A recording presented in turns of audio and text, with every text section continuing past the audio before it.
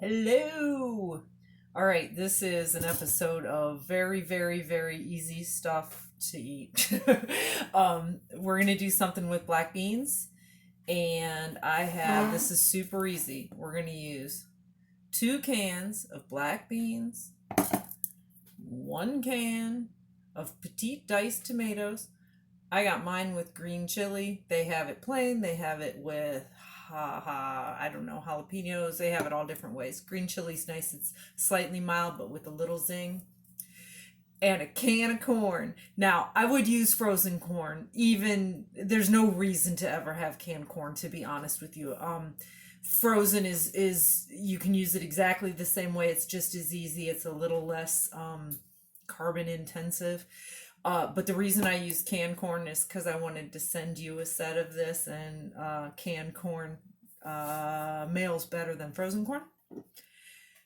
And a jar of roasted red peppers. Now, this jar was $2. These were about 60 cents. This was maybe $1. This was about 50 cents. So we're at what, 2, 3, 4.50, maybe about 4.50 in ingredients, $5 on a big day. So effectively, the first thing I'm going to do is stir all this together. But before I stir any of it, I'm going to drain it. I have my little strainer right here. On the beans, I'm not just going to drain them. I'm going to drain them and rinse them because there's nothing really wrong with that, with the liquid that they're in. But it can discolor your mix a little bit, and who wants that? So hang tight, I'm rinsing. Trying to go fast. Once I run it underwater, I give it a nice little toss to try to get that extra water out and dump it in my bowl. Got another can of beans. Rinsing. Nice thing about rinsing is you can rinse your can at the same time. Here I am. Giving them a little shake. Get the water out, into the bowl. Tomatoes, I don't need to rinse these, but I definitely need to drain them. It's just too much moisture in them. Give them a little shake while they're in that strainer. That gets the liquid out. Pour them in. Corn, draining it, giving it a little shake. Get the liquid out. Does it sound redundant yet? Pouring it in. Now, let's take a look at our roasted red peppers. Oh, I'm so happy. They're cut up into little strips. I'm going to just leave them like that. Sometimes if you buy them, they're not cut into strips. I'm about to strain these. They're in kind of big chunks and you need to cut them up. If you wanted them in smaller pieces, you'd have to cut them up. Bear in mind, the beans, you're going to have in a can. The tomatoes, you're going to have in a can, unless you want to dice tomatoes. But red bell peppers, you can certainly cut up your own red bell pepper. It's certainly tastier. But I was going for out of the cupboard. You also can add some fresh onions. I need to grab a spoon. I didn't think that through.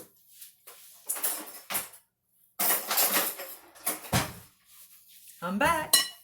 In my bowl, I have 2 cans of rinsed black beans, 1 can of corn, or better yet, about a cup or a half a bag of frozen corn, right out of the freezer. You don't have to do anything fancy, just throw it in there.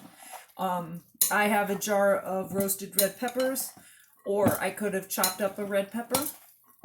I'm going to add onion powder. Why? Because I was too lazy to cut an onion. If I added onion to this, I'd want to cut it real fine because while onion tastes great, a big bite of onion can be a little oppressive. How much onion powder did I add? A lot. I'm going to add some garlic. I could have chopped fresh garlic. I ain't got time for that. And finally, some cilantro. I could add fresh cilantro, but I'm going to use dry cilantro. I'm going to use, that's probably half a tablespoon. It's random. The difference between fresh herbs and dry herbs tends to be that you can use a lot more of a fresh herb than a dry herb, which makes sense because the fresh herb has water in it. So if you're converting between the two, feel welcome to use a ton of fresh cilantro if you like the flavor. This also mixed together will taste very bland without salt. Be somewhat generous. I added a good half teaspoon of salt right there. Now I'm going to stir this up. And what I have now is something that, with the final secret ingredient, I could just eat. Can you see it? I can eat it with just by itself. But this would be just great with tortilla chips. This would be not bad just with a fork. Not bad in a tortilla shell. What I oftentimes do with a mix like this, though, is I add it with a piece of fish or some chicken, and I turn it into a little soft taco. If you're going to eat it just like this with tortilla shells, then the next thing that you really need to add to it to perk up the flavor is lime juice. You can use juice from fresh lime, but again, we're going with out of the cupboard concentrated lime juice. I happen to notice, and I want to give you my 2 cents on this. This says best used by 5/31/2019. I would love somebody to tell me why I can't keep using it. I'm going to keep using it till it's gone. Don't panic too much about best by dates. Certain things matter more than others. Hate to say if it smells good, it's fine. But lime juice is a preservative. It's really not going to go bad. Half a fresh lime makes about 2 tablespoons of juice. This is designed to be just like lime. So if we added about 2 tablespoons, about, give or take, maybe so, and stir that up, now it's ready to eat. I'm going to taste it and make sure I didn't lie to you. But I can't taste it with that spoon. Hang tight. Even if you're feeding yourself, don't introduce, not to be gross, your mouth bacteria to your food. It's bad. So if you're going to taste it on a spoon and get rid of the spoon. You probably already know that. So I'm going to taste this.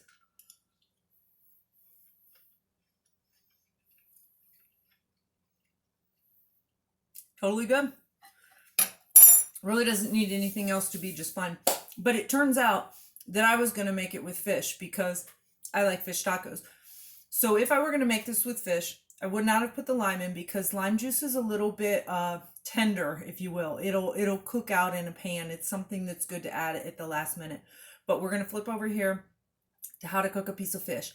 I like to buy sustainable whitefish like cod or pollock or haddock. I bought cod for this. I usually bought cod when we did this together. I have a pan here. I have heat, a little bit of oil, not much. It doesn't need much. You can get that pan hot. Fish cooks very quickly. So if chicken takes 4 or 5 minutes per side, fish takes about 2 minutes per side. The great news is it's lean. It's a great protein. The bad news is it smells like fish, right? I'm going to let the pan heat up. I took my cod. I sprinkled mine with Old Bay. That's what I like. You could sprinkle it with salt and pepper, with lemon pepper, with garlic, with whatever you like. And seasonings, nothing exciting. Sprinkle the seasonings on it. Throw it in a pan with some hot oil. It'll start to turn white just like chicken does. It starts to come up the sides. Flip it. When it's all the way done, you can throw in your corn, beans mix. Throw it in there till it all gets hot. And then at the end, add that lime juice because it'll really give it a nice tangy, fresh flavor. And then you can serve it with tortilla chips or tortillas.